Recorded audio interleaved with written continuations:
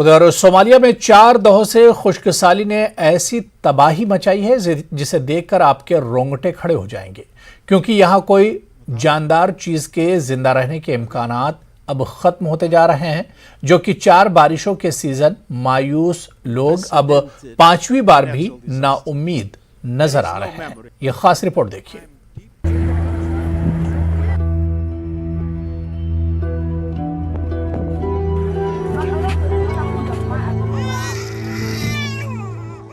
موسمیاتی ماہر کے مطابق صومالیہ میں ہزاروں لوگوں کے لیے اب وقت ختم ہو رہا ہے، کیونکہ ایک تاریخی خشک سالی ملک کو تباہ کر رہی ہے۔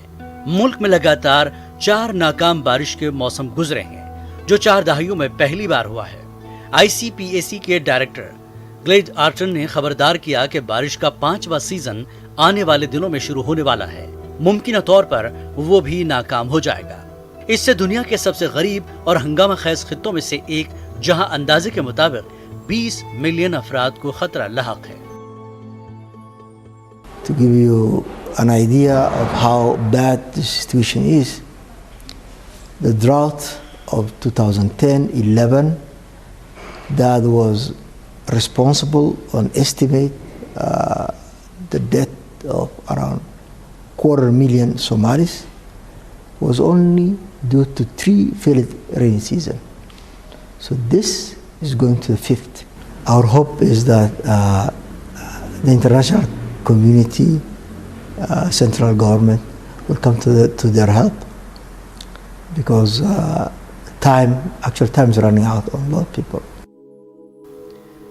IGAD intergovernmental authority on development 8 ممالک کا تجارتی بلاک ہے، جس میں افریقن گریٹ لیکس اور horn of Africa Nile valley حکومتیں شامل ہیں، جس میں خشک سالی کی وجہ سے کم از کم 10 لاکھ لوگ بے گھر ہو چکے ہیں اور بڑے پیمانے پر اموات کی اطلاعات ہیں۔